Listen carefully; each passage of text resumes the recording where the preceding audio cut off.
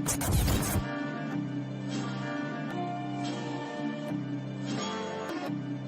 a dope move by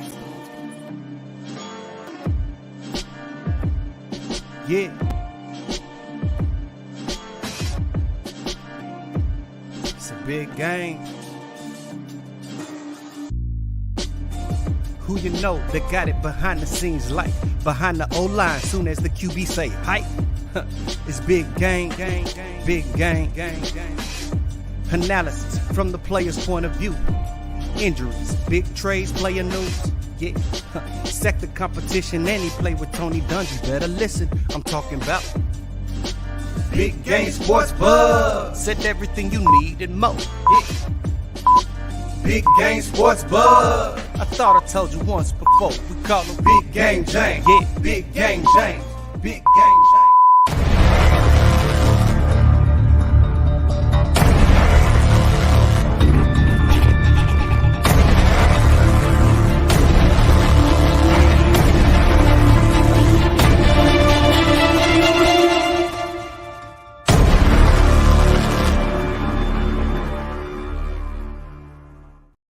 That's right, folks.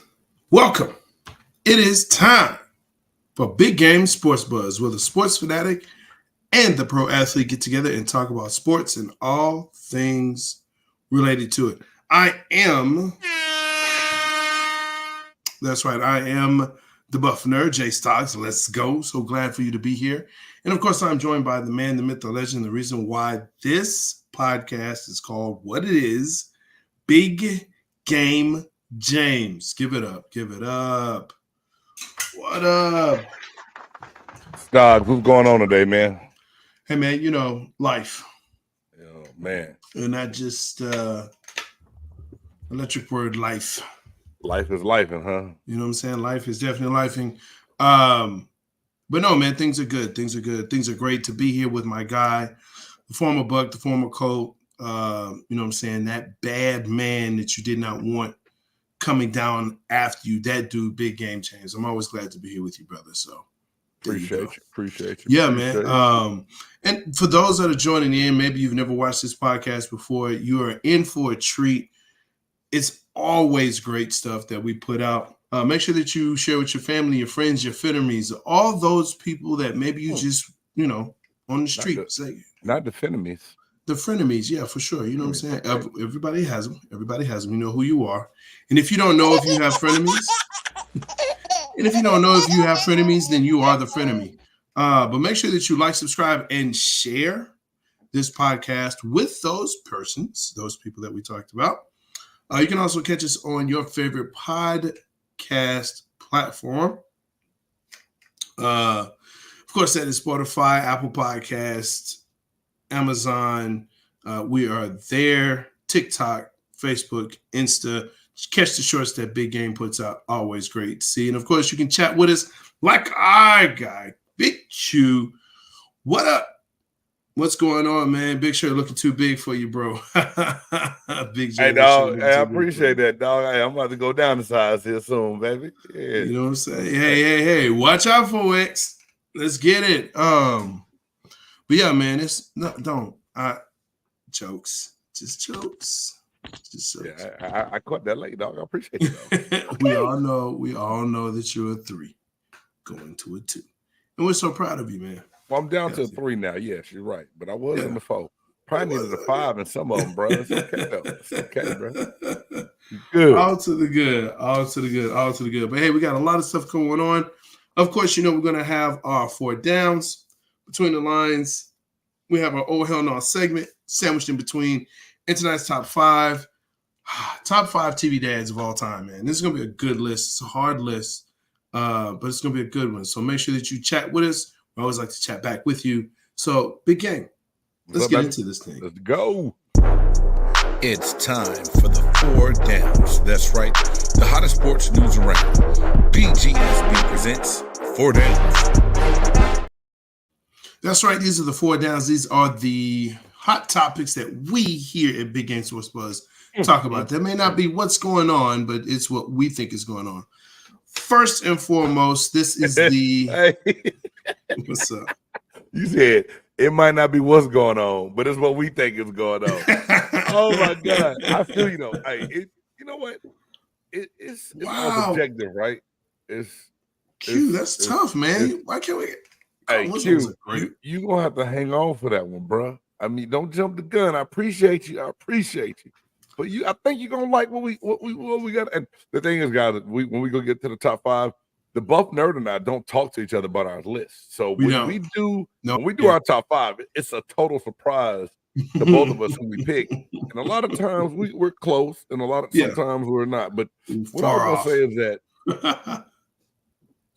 the relevance of sports news is subjective to what is, what appeals to you. And because like I know some of the things we're gonna talk about, like Caitlin Clark going on.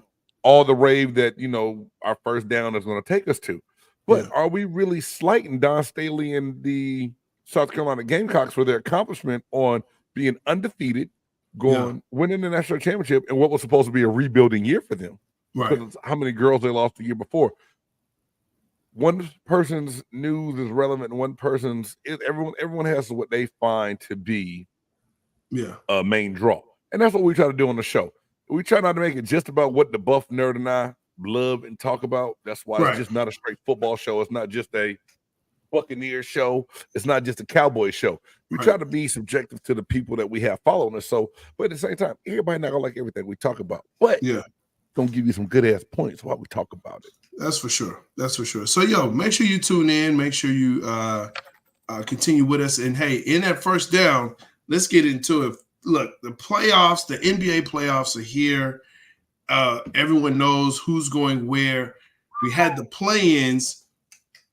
They happened, okay? And whether you like it or not, they're here to stay. They're not going anywhere. And still got 2 more after the 10s, after the 8, the 9, 10 people get eliminated. 1 more play-in to really solidify. But for the most part, we know who's going to do what. We know, we say the play-in, but the play-ins, the ones are done, right? So the 8 will go against the 1, and the 7 will go against the 2, and But they're still playing for that 8 spot now. Like the loser of that 7 whatever game plays against. Oh yeah, you know what I'm saying? Yeah, so you still got that 1 more. So now the Pelicans have to go play the Sacramento Kings, or the Sacramento Kings got to go to New Orleans to play the Pelicans and see who gets that last spot to play against their number 1 seed. Because right, because Golden State, and this is our first down. Golden State are out. Peace, done.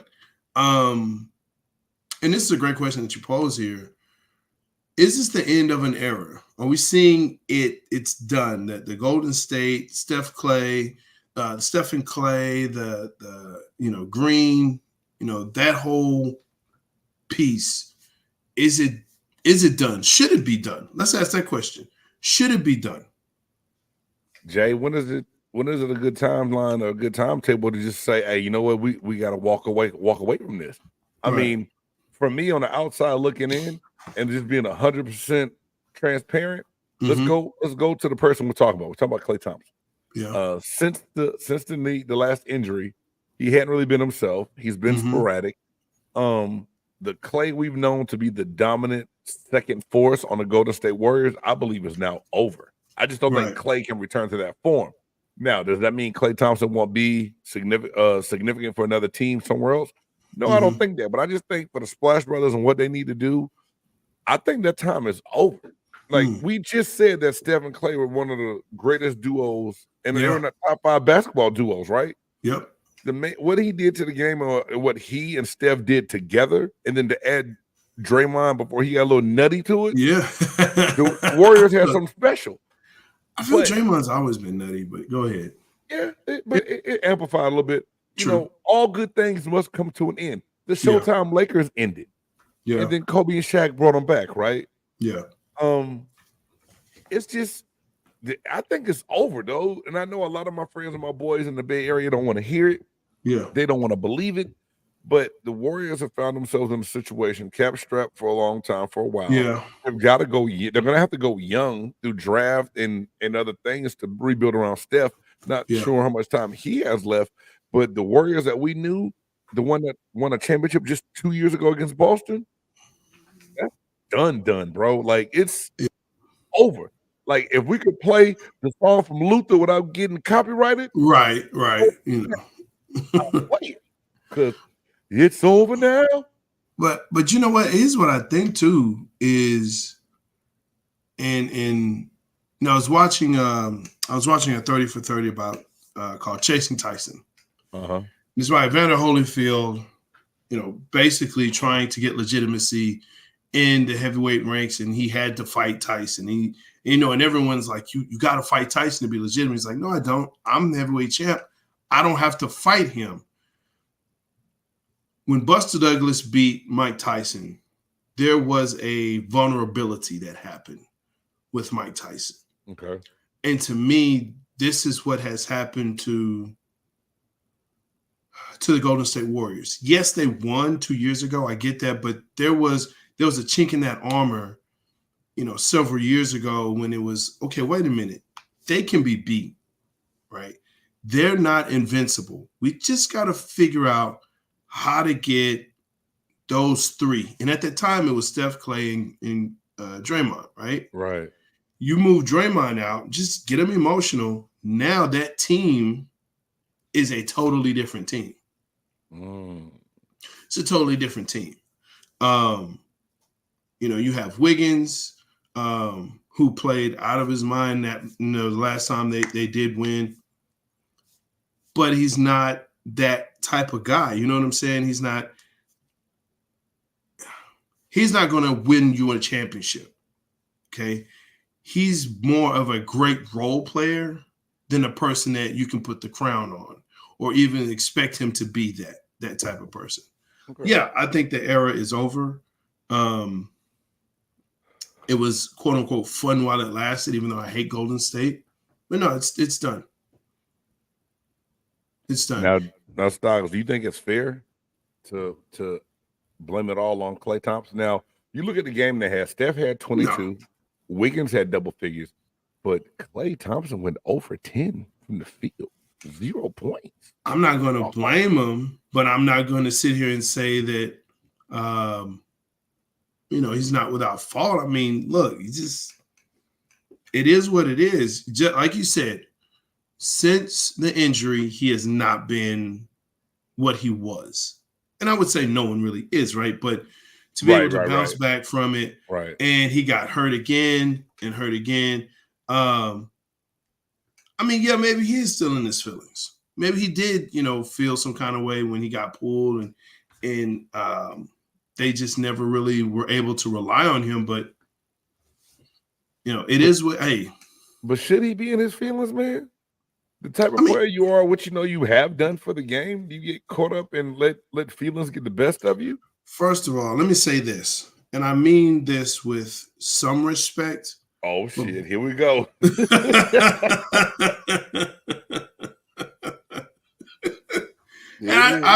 And Q, yes, no max contract coming off the bench. I get you. Yeah. No, facts, Q. That's 100%. That's 100%. Basketball players are probably some of the most sensitive athletes in the world. Damn. Only to be trumped by soccer players and football players. Okay? And I mean soccer type, right? The ones that use their feet. Yeah. They some actors, bro. I mean, listen, just the list is just so long of sensitive players. They get upset. Kawhi Leonard is one of those players. Russell Westbrook, we all know he is that player. The kid that was in Brooklyn and went to, Philly and what's his name from Australia? Simmons. He's a poster don't get child. Your boy Kevin Durant. Get on mad and go on binges of trolling fans back on Twitter. Kyrie Irving, LeBron James. These are all sensitive players. You say something wrong, they get upset. They get sensitive. Anthony Hardaway is another one. I mean, they reek of sensitivity. They reek of it. And it's okay to be sensitive, but it's I'm not going to say what it is because it's, it is. But yet they get sensitive, man. So he gets in his feelings. Well, now, hey, guess what? He's ineffective. He's ineffective. I mean, here's my question for you as we start to move to the second down. Should Steph ask for a trade?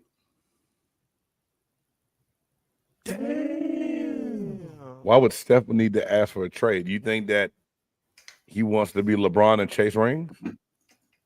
So I heard, this is what I've heard. I've heard that there was a sports personality person who said either Steph needs to go to LA to win another with LeBron, or LeBron needs to go to Golden State for him to win another one. But they need each other in order to get one. And the hell with that. No. I didn't say it. I'm just telling you. I know you're repeating what you read, heard, whatever. Yes. This is my thing. I think Steph has done enough to solidify his legitimacy and his legacy in the NBA. Sure. Now, does everyone want that magic number of 6? Everyone does. I think so. I think that's just part of the game from, knowing what the standard has been since Russell. You know what I mean? And then who had Mike, 11. Who had 6. I mean, the bar was just beyond. Yeah. But just saying. So, I mean, Robert Horry has more. He's a role player. I'm sorry. Not taking away from that. Key roles, and without some of his big shots, he does it. Okay, I'm just talking about the standard. I'm not talking about we're not getting into that. Yeah, Big shot, Bob. Thank you. Yeah. Your question to me was, should Steph Curry ask for a trade? Yes. I think that's too hard for me to answer because I don't know what Steph's ultimate goal is. Wouldn't it be a championship? And I'm not running from your question. I don't want you to think big game backpedaling. He got his skates on, not backpedaling. I promise. I'm too big to backpedal. Although I got some nice feet. I don't think he should ask for a trade. I think the Warriors should be able to do enough to help build around him and maybe give him some more help through free agency later. Then and maybe that LeBron piece happens and they draft Bronny James to help take over the family business. Moving into second down. WNBA NBA rookie salaries. The WNBA just had their draft. And of course, Caitlin Clark went first overall. Calling her the Messiah and all of these other things. I was kind of surprised where some of the other players did fall, especially Angel Reese. But I'm happy for her because I think the fact that she's with Cameron is going to be really nice. And you have a 1-2 punch on the front court. In that front line, it's going to be nasty. So Cardozo and Cardozo, and Reese. That's nice, man. That's yeah. But what is not nice, I don't care how you slice it, are the rookie salaries comparatively speaking between the NBA and the WNBA. The NBA, I mean, it's in the millions. It's in the millions. Okay, for the WNBA. It ranges between, I believe the number was like 45,000 to 62,000. No. It's 76,000. Oh, my bad. You're right. The 76. 4 years. Well, that's better than 46. No. Okay. That's where it starts, right? Your top picks, are like 76,000. So maybe some of those free agents will make below 50,000. Okay, I got the number here. I pulled it up. It's all over the internet. Yeah. So it's saying right now, Caitlin Clark. So the rookie men, number 1 draft pick in the men last year was Victor Wembanyama. And this year for the women is Caitlin Clark. So rookie contract comparative to the two. Victor Wembanyama, 4 years, $55 million. Caitlin Clark, 4 years, $338,000. Is it? Don't laugh, bro. Like, it's laughable, bro. I have to. It is, but it isn't. This is my whole thing. I'm glad this is coming up. Sure. And your man Acho made a good point the other day on his show. On this show he's on with Joy Taylor and everybody else. And people Joy's on there? Sam Acho, not Ocho Cinco. Oh.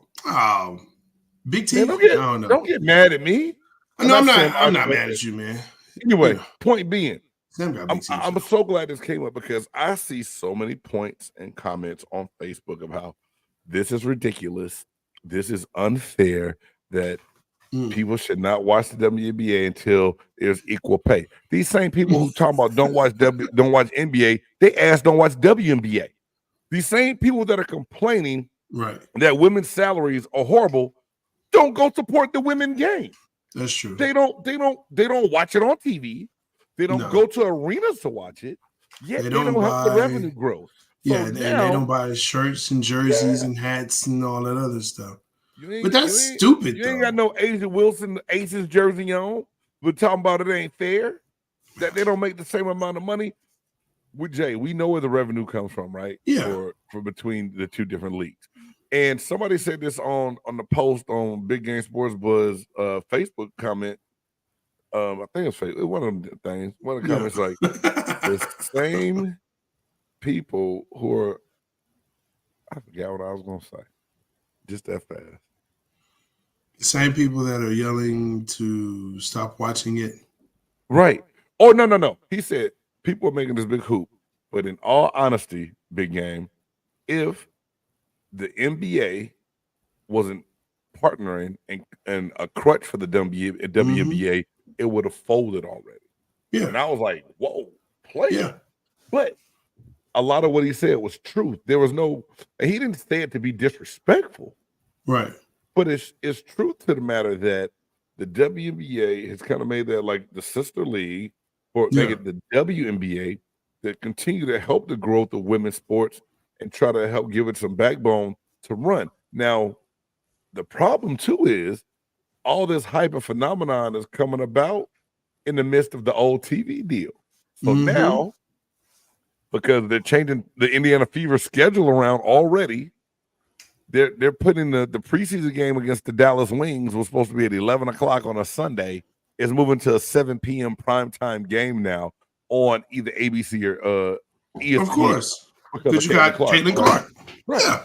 So my whole thing is now they're going to have to ride this wave into the next TV negotiations. Yeah. And then they can demand some more money and they get a bigger TV contract. Then that goes to bigger player revenue sharing. And they'll get more money and pay. That's how it works in every league. That's why the NFL had almost a 20% increase in pay every year because of inflation and the way the TV deals are accelerated and increase every year. Yeah. See, is everything you're saying is obviously absolutely correct. The issue is this, and you said it in the outset. First of all, if you come up talking about, oh, we should not watch the WNBA until they start paying them, they're not going to pay them if no one's watching. Right. So that's stupid. Number two, in my opinion, the WNBA/NBA has done the league a disservice because they don't promote the game correctly. You know, you've heard me say this time and time again. You have to have heroes and villains. You have to have them, okay? You have to have rivalries. There are no rivalries. You have to have a vetting interest in not only the players, but more the teams, okay? The teams. Listen, that's why the Cowboys are so popular, even though they have been mediocre at best for the past 28, 29 years. It's because it is a brand, okay? There's no team in the WNBA that has a brand like that. There was 3. The LA Sparks, right? The New York Liberty, and the Houston Comets. That don't exist anymore. That don't exist anymore. The Houston Comets that don't exist anymore. Those were the 3. And you had superstars on all 3 of those. And when I say superstars, I do mean superstars. You had New York. You had Lisa Leslie in LA. You had Cheryl Cooper and Swoops in Houston. And Tina Thompson. That was the league. So you're going to have to promote your superstars in your league. They're starting to do it, and maybe they're realizing it. But here's the other part. They're talking about expanding the league to 14 teams. One of them will be in San Francisco. I think that's a good thing. Okay, yeah, that's great. How are you going to survive on $76,000 in San Francisco? You're going to have to work an off season. I'm just. No. You're going to have to be a telemarketer. So you're going to be on the chat or whatever, professional basketball player, but you also, in this day and age. Or you're going to have to promote yourself in different ways.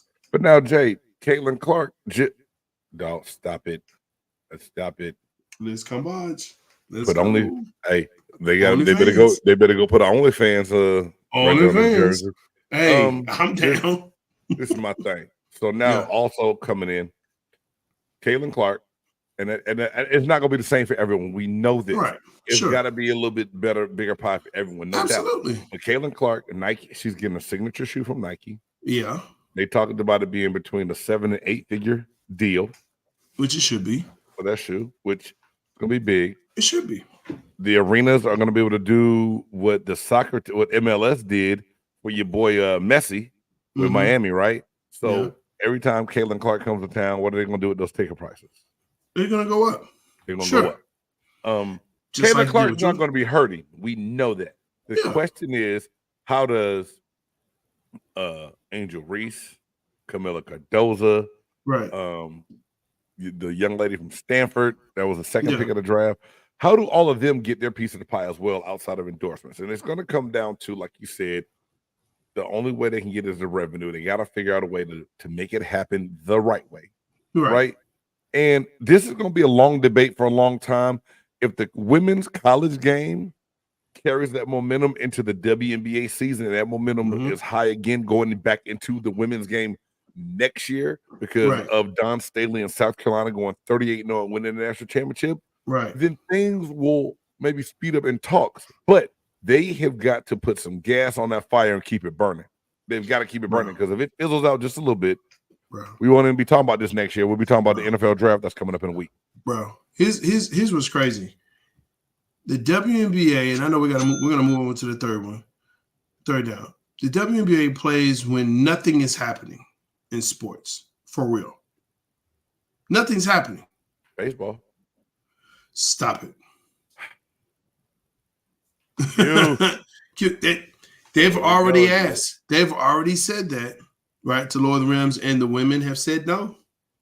They said no. Boy. And I get it because that's what they've been playing on. And so now that changes the whole game, especially for your shooters. Dude. But will dunking actually bring you to watch WNBA? No, because they're gonna be them old ass ugly Larry Bird dunks. It's not like nobody doing like no Anthony Edwards, Zion Williams dunks. If they lower the rims, it's gonna be a whole lot of big game James dunks. Hold on. That's funny. That's funny. Listen, here's my whole thing about it, man. I think a lot of it has to do with the fact that you have a lot of women who look like men trying to play like men, but don't because they're women.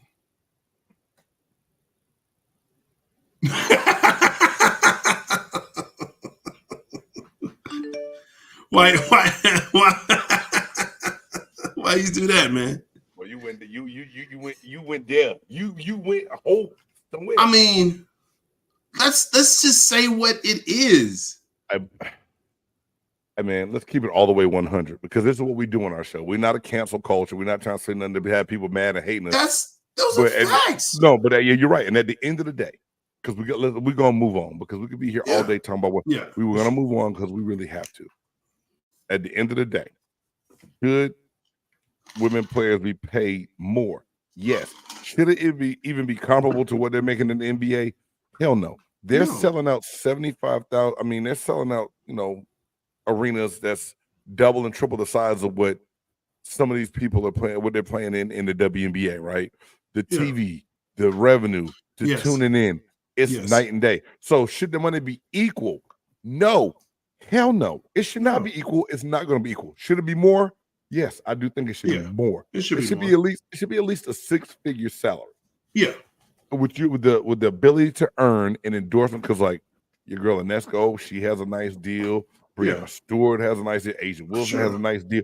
They all and Maya Moore had a hell of a deal before she stepped away from the game. Skylar Diggins. But they'll get their money, and it's not everyone. Yet everyone can't, because that is what it is right now in the WNBA. But stay mad, but stay involved, people. That's what I mean. That's the same thing in the NBA. And we don't, let's go, man, because look, people get paid, league minimum in the NBA, $2 million over 2 years. Ain't nobody complaining about that. None. So I think it's like I said, it's because it's only a double digit. It's a 5-figure income. Yeah. That's the problem that everyone has. That's all it is. It needs to be more. We'll figure it out. Not we, because I'm not on the board, committee, chairman, and else. They'll figure that shit out. They'll figure that stuff out, and it'll be okay. Let me tell you something, man. Third down, Philly people, you should be upset. If you are a fan of Allen Iverson, let me get it out. I didn't got heated now. The Sixers unveiled Allen Iverson statue at the practice facility. Now, if you haven't seen a picture of this, it's about 3 feet tall. It ain't even that big. I'm sorry. It's probably about 1.5 feet, maybe 2 feet tall, of him doing a crossover.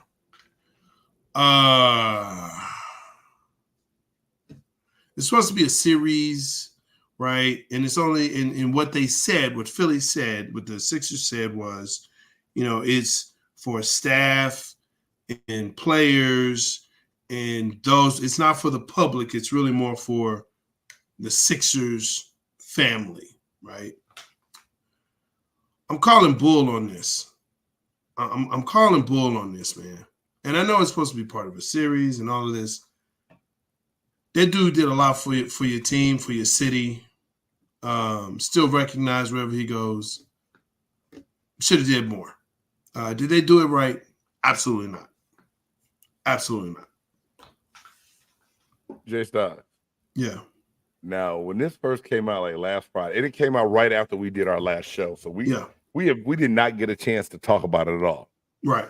And of course, your boy Big Game, man, when something hot come out, I try to take it to the streets. I made a reel on TikTok and Facebook and our YouTube, everything else. And I just should Allen Iverson really be mad about his statue?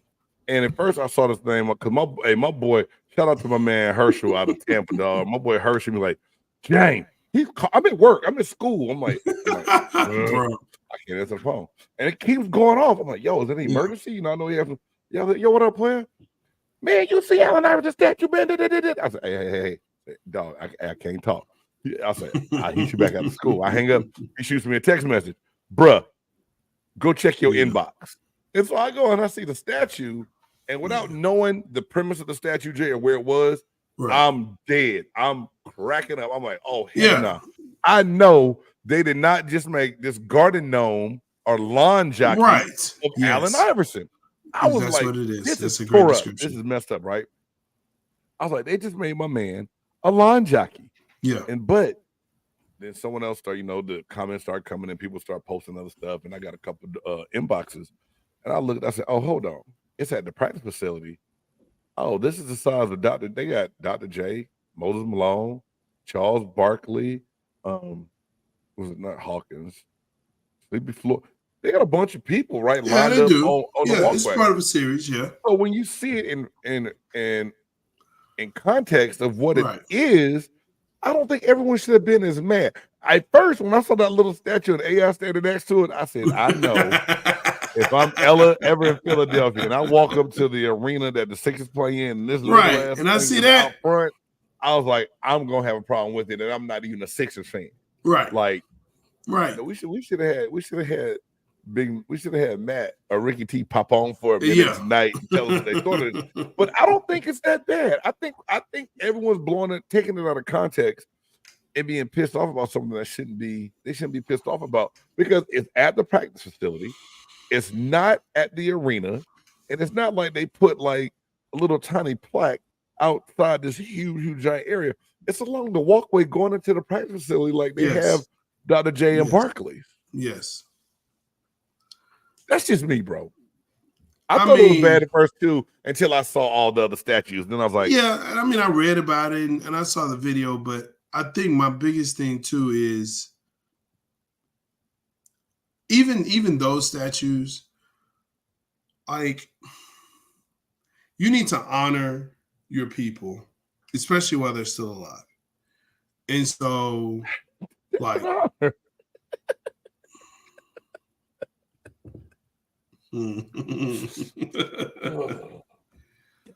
like Dirk, you know what I'm saying? Like, if you want to put busts, like Kansas City, that's different. like Kansas City have a bust. They have busts of, you know, their Hall of Fame, their Ring of Honor, whatever, their players, you know, their best player, famous players, whatever. They have busts of them. That's cool. Have a bust of them, right? Where other people can go and take pictures of it. I think if you have something like this and it's private, right? It's private. It's semi-private, I'll say it like that. If I go to the place where the Sixers play, I would love to see and take pictures of statues of Barkley and Dr. J and Allen Iverson. I would love to do that because I like those players. Even though I'm a Mavericks fan, I hate Philadelphia, but I would still do that. But just the fact that man, come on. We gotta move, man. We gotta move. Hey, man, Allen Iverson fans, Philly fans, let us know what y'all think. Even is this wrong, or hey, is AI due for a life-size statue outside the arena? Well, I mean, he ain't that tall anyway, so anyway, we move, man. Fourth down. Ooh, Tigers week at the Masters. I think can only really go into one word. Rough. And literally that's where he lived. Golf joke. Oh yeah. You know, golf clap. It's a question, and I like this question that you posed here. Did you ever think he had a chance? Jay, when it comes to Tiger Woods, and I know I'm not speaking for all black people, but when it comes to Tiger Woods, and for the some people of color who didn't watch golf until Tiger and only still watch it because of him, I think you just always had that little small glimmer of hope that Tiger is gonna make that run and that comeback. And not even just black people, just some golfers, the casual golf fan. Thank you. So the casual golf fan, you wanted to see Tiger Woods do well enough to come back and win it one more time. But the last couple of ones he's played in, man, the knee, the car accident, the injuries from that, he can't even get through a day. So did I think that he really had a legit chance? I knew he didn't. I just had a hope that he could do something. But I never thought he had a chance. This is what this is Jordan in Washington, right? Oh, it's Emmett in Arizona. It's oh my gosh, the dude that went from San Fran to Jerry Kansas Rice City. in Denver. Jerry, oh my God, Jerry Rice in Denver. Jerry Rice in Oakland. Okay. Like, these are your favorite players that are at the end.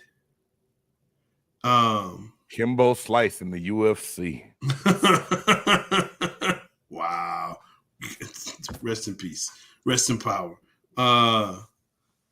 Lay off to everybody. I mean, Q, when you play a certain way, and they've shown how his swing has changed over the years, especially after the accident.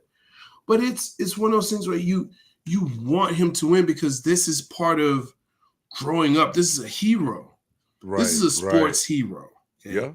White, Black, Asian, Hispanic, it doesn't matter. When he evokes heroism like this, that's your dude. That's your guy, right? So when you see them not performing, look, when I heard that he was going to play, I was like, oh, let's go. He's had the layoff. He said he wants to play. I'm always going to give him a chance. I'm always going to give him a chance until after this weekend. Jay, did you alter your weekend to be able to try to catch Tiger Woods in the Masters? You know what? Not after the first day. I was saying, because really, after that Thursday, you knew you was like, man, oh, no, this is yeah. Let me see what DeChambeau about to do. Yeah, or Scheffler or someone. Scheffler. Yeah. Let me see this cat. It's not Tiger. It's over. No, yeah. It was like I said, it was rough, man. It was really rough. So yeah, I'll never try to downplay him, but I will say this: I'm not looking for him to win anymore. I'm just not. Some things will have to change, but I just don't see it, man.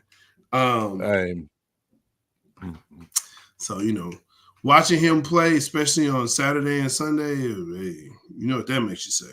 Made me say this right here. Oh hell no! Oh hell no! Oh hell no! Oh hell no! Oh hell no! Oh hell no! Oh, hell no. That's right. That's where we have to say stuff like, oh, hell no, especially when Q puts up, he ain't been the same since he lost his stable. Not his whole stable. Those are facts. That's facts, though. But it makes us things that we hear and see and read that makes us say, oh, hell no. Hey, man, you can't. So, Q, you saying that was Tiger's therapy? That's it. Therapy? I agree. I'm with it. Oh, hell no, the Q statement, man. No. No, I'm with you, Q. I'm with you. Oh my God. I'm with you. That's how he got his power. Crazy. Look, man, I'm gonna go with mine first because yours is great.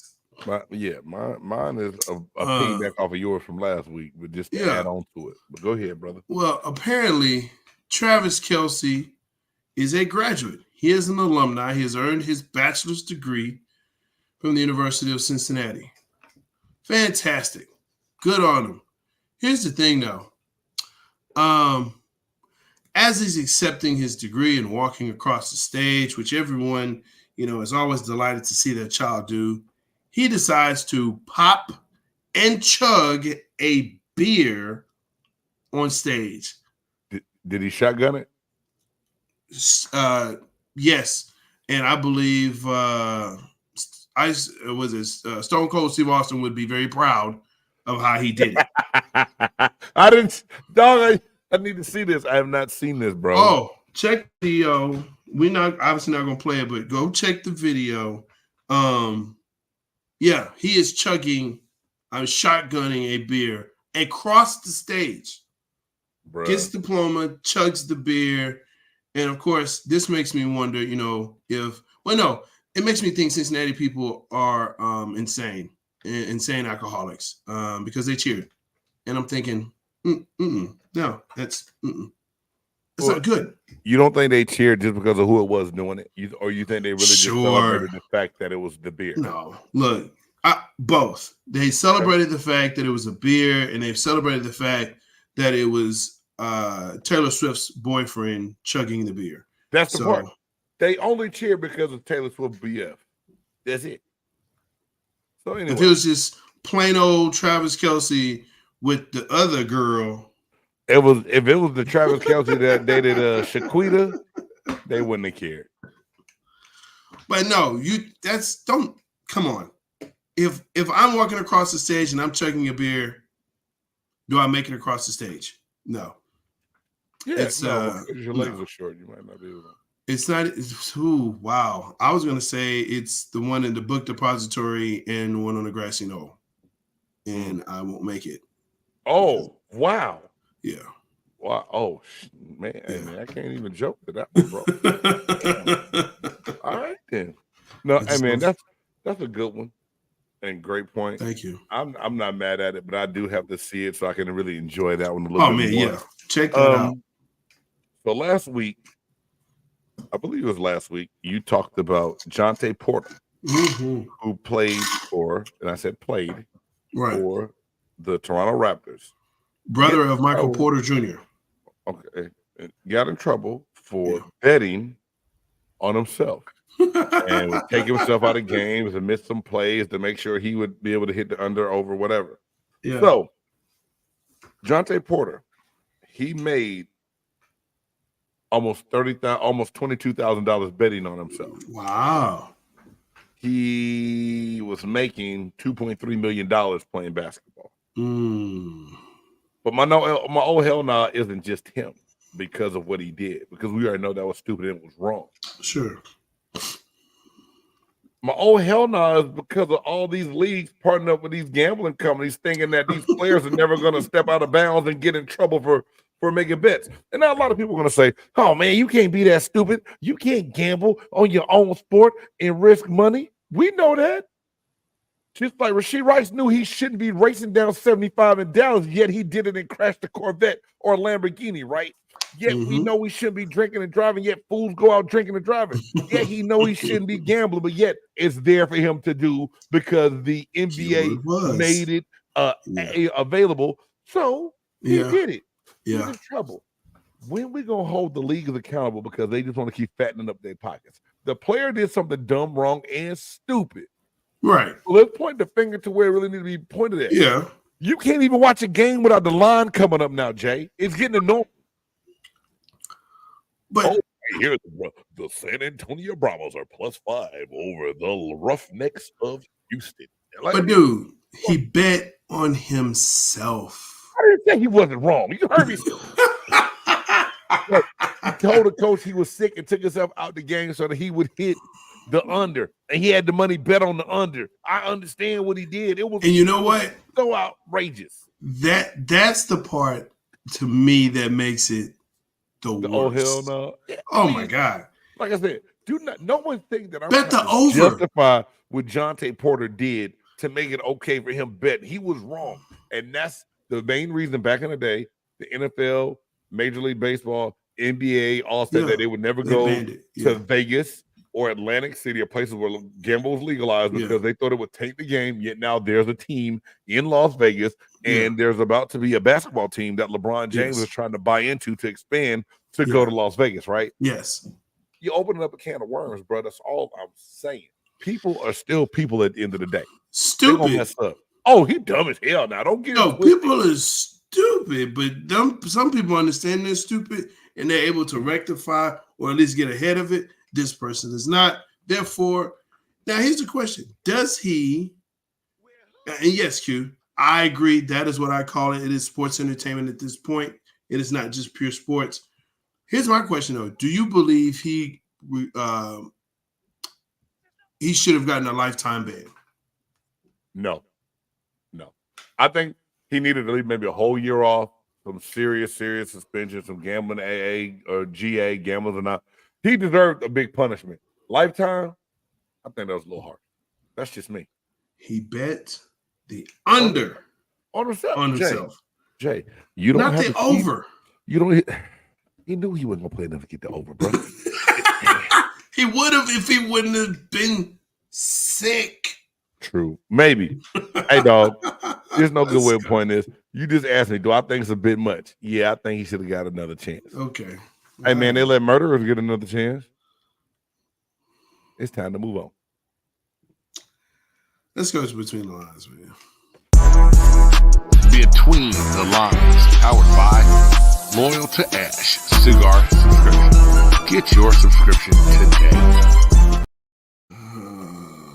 Hey, man, that's right. Loyal to Ash Cigar Subscription. Y'all could go down in the description, hit that button, let them know Big Game sent you.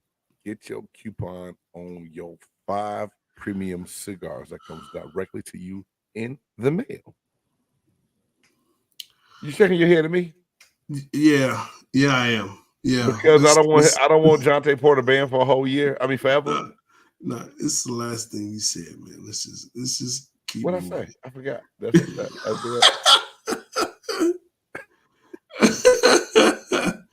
Eagles cornerback Isaiah Rodgers is not among the 500 NFL players who are reinstated. Here we go. We talking about the gambling stuff.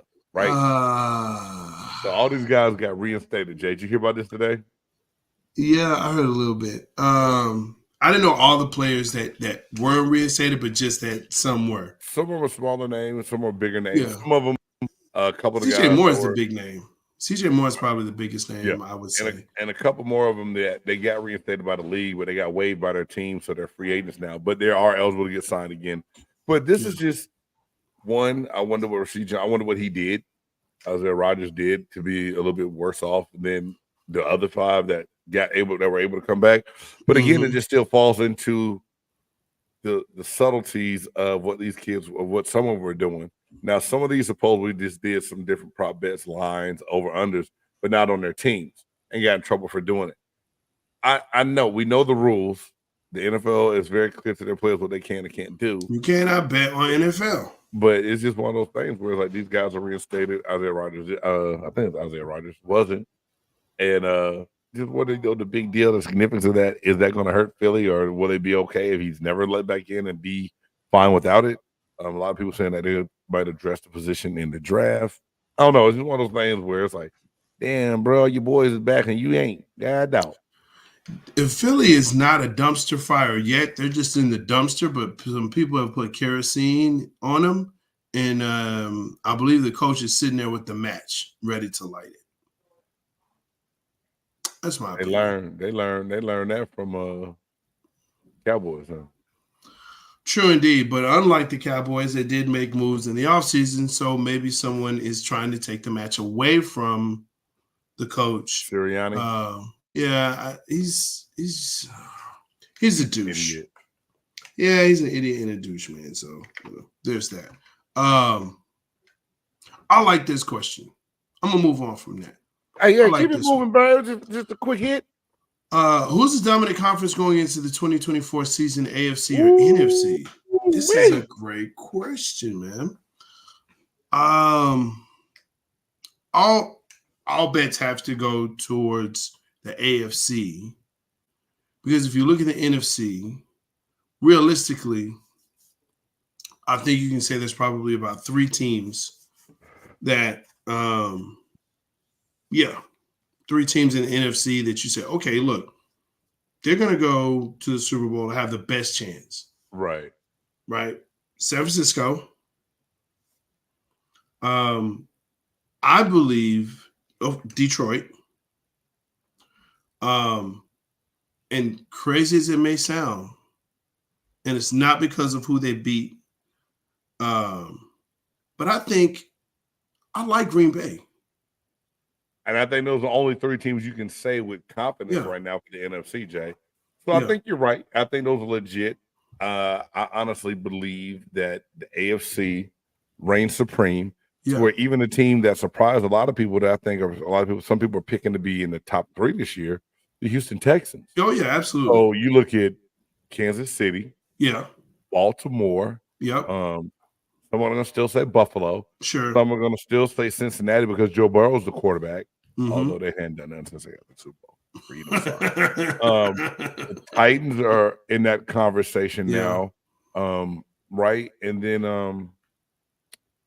well, I don't know if I call Titans there because Derrick Henry is gone. I said Titan. I meant Texans. Texans, yeah. Oh yeah. The Titans they're done. Yeah, they're done. Yeah. But I mean that's 5. And then now you add Jim Harbaugh out and with the Chargers. And a lot of people believe that Jim Harbaugh with Justin Herbert. Yeah, Justin Herbert. Yeah. That's a match made, in whatever it's going to be. So he can, definitely do some things out there. So yeah, I think you definitely have a something there. Pittsburgh is always on that fringe, but now that you have 2 quarterbacks that I don't know. Man, you're right. But yeah, it's the AFC by far, man. I saw that. AFC. I was like, ooh. It's a great question. AFC by far. Yeah. I'd love to see so inconsistent. So do you think by adding Kirk Cousins to Atlanta, that puts them maybe in the top 5, top 6 of the NFC? I think Atlanta's a lot better. Some of the things they've done in the offseason. Yeah.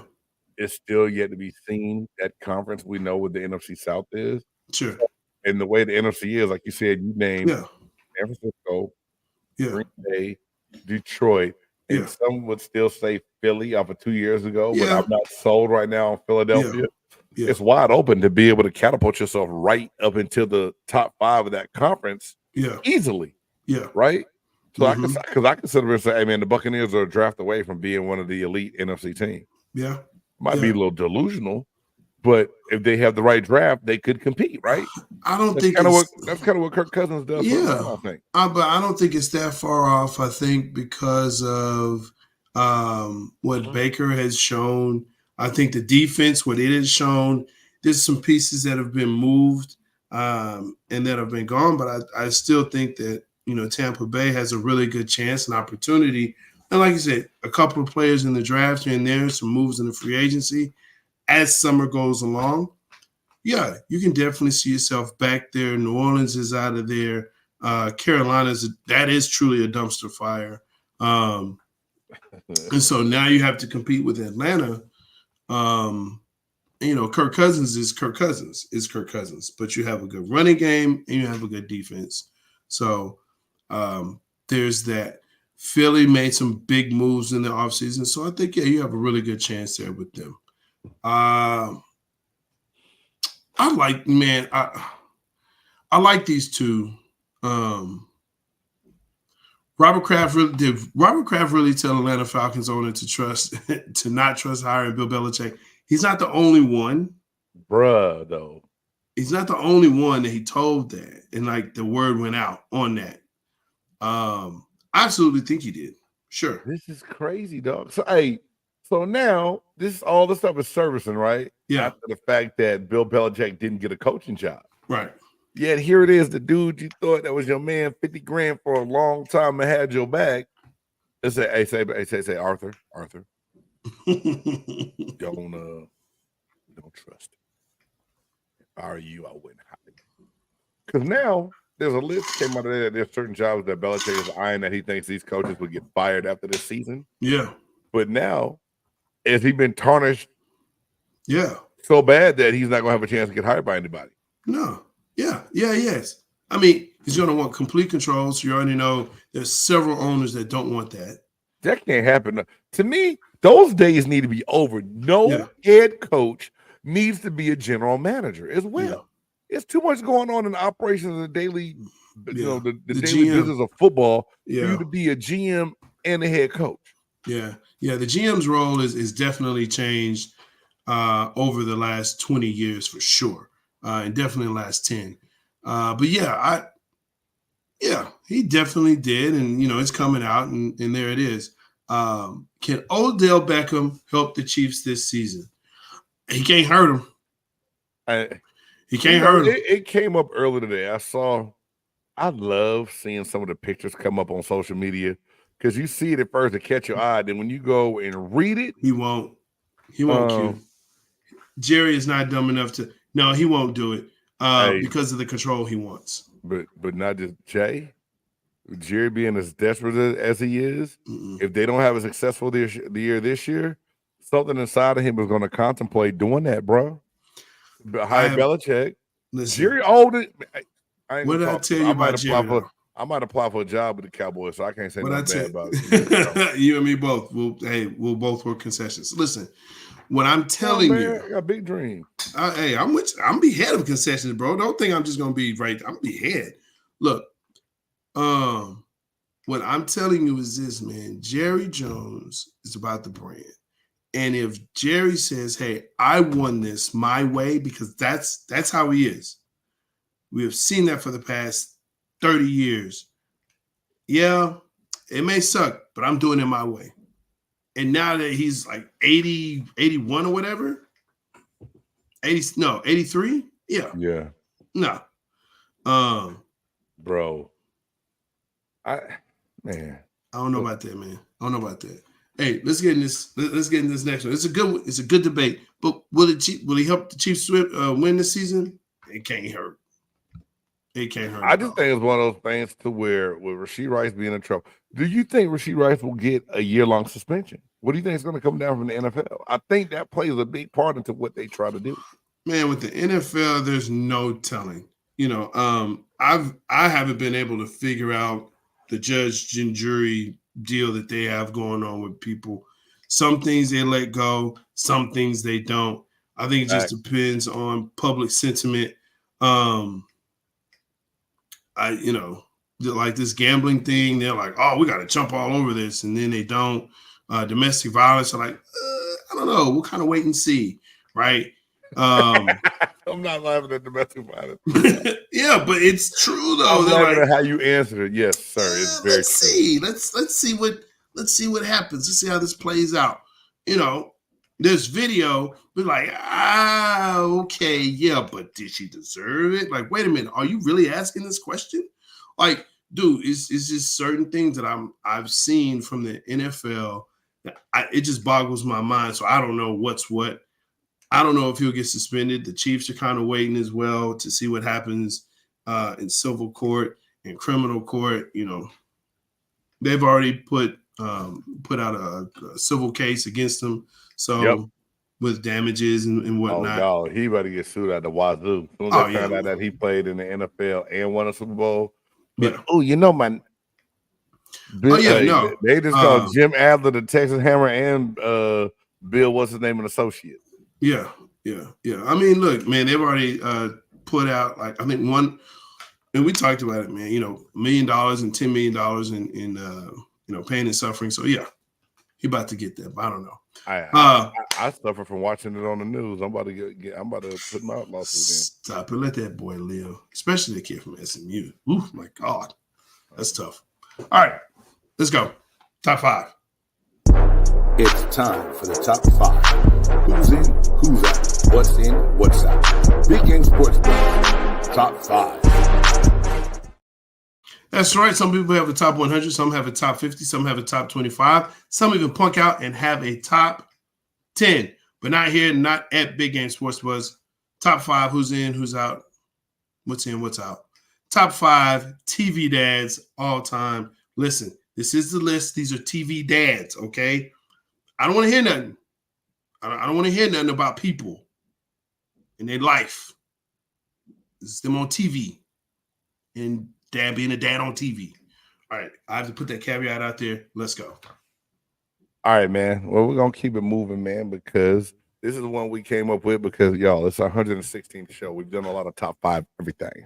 So we had to try to find something that we hadn't done. And I saw a question of theirs like, who would you want to be your dad from TV? I said, that's a top 5 right there. Top 5 TV dads. Here we go. B.A. Baraka. All right. So, top 5 TV dad. You heard Jay Styles, who's in, who's out. You're stupid, dog. That was a TV character. He wasn't a dad. So my number 5, man. Number 5.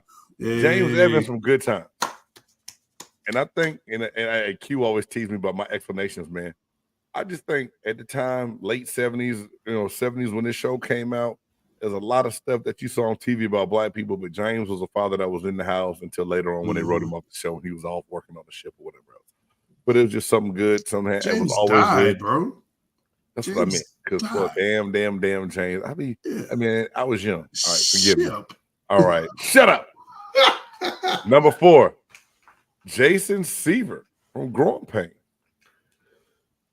Growing Pains was a good show, but the way that he handled Mike and Carol and did his thing, he was a great TV dad, man. Jason Seaver from Growing Pains.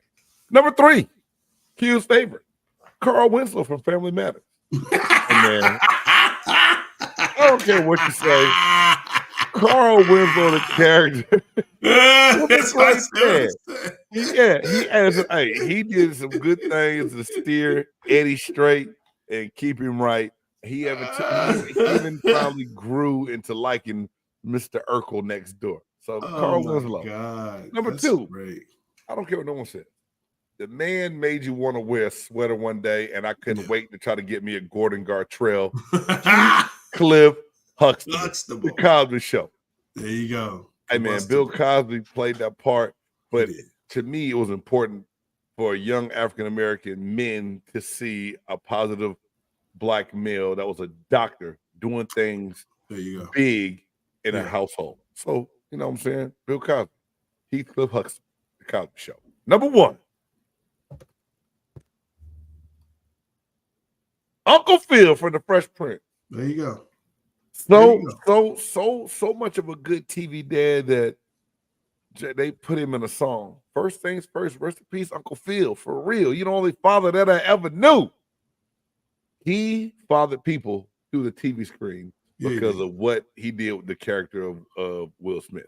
He did. No, it's not real. No, it's not right. But for a lot of people growing up in single parent households that relied on this TV show to help get them through, this man helped raise them. So Uncle Phil, man, is my number one. Yeah. That's it, man. Hey, look, that's awesome. I don't have pictures this week because I get, people were upset with me. Hey, man, I just been on him ever since, dog. I ain't even mad at you no more, bro. It's all good. But I will have him next week. Fool me once. But you know what? A lot of for this, and though we grew up around the same era, right? It was it for me. James Evans, incomparable, man. Dr. Heathcliff, Combustible Huxtable, for sure is on my list as well, man. Judge Philip Banks, man, when he finally became a judge, you know what I'm saying? That's my guy as well, Uncle Phil. He definitely was on there. Where we differ, Stephen Keaton. Now, you may not know about Stephen Keaton and who he was, but you probably know his son, right? Alex Keaton, played by Michael J. Fox, right? The young Republican. Listen, man, this is a dude that was raising, two daughters, a crazy, son by other people's standards, and his daughter. They were hippies, and then they got into corporate. I mean, look, he was. I loved it, man. I loved Family Ties and the the song, all about it. But yeah, he was a great TV dad. Great show. And then finally, man, hey, I always got to throw a curveball at you. I loved his enthusiasm, the way he loved on his wife. Kids were peculiar. Adam Gomez from the you may not know who that is. Does anyone have an idea who Adam Gomez is? Adam's Family, man. Oh.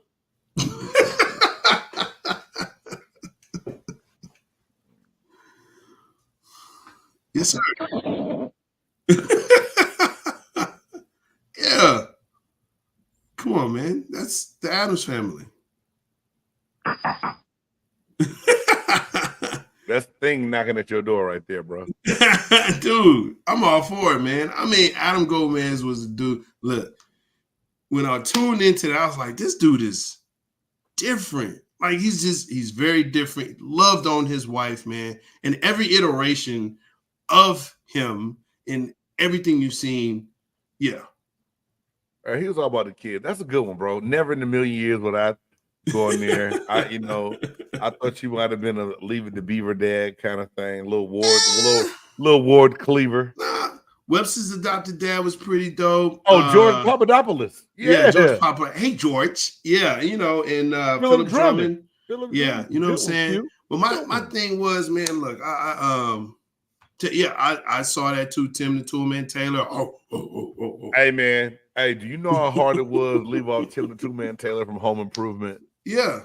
You know what I'm saying? Danny Tanner is another one from Full House. Look, he was a little too corny.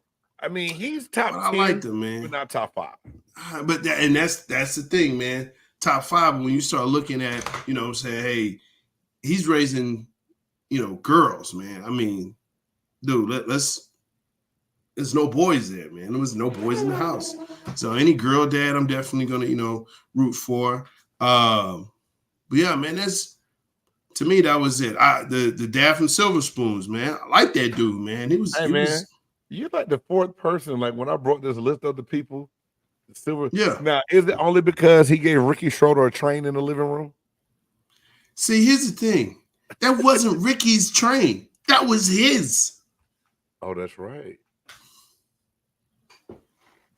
Let's go. He had the hat. Ricky didn't.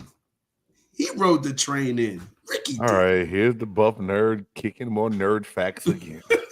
Hey, man, I do what I do. Yo, it is that time because my battery is getting low, but yours should not. Make sure that you like, subscribe, and share this podcast with your people. I am Jay Stoggs, the Buff Nerd. Let's go. And I'm your man, Big Game James. Thank you for tuning in. Until next time, peace. Who you know that got it behind the scenes like behind the O-line soon as the QB say hype. It's big game, big game. Analysis from the player's point of view. Injuries, big trades, player news. Yeah.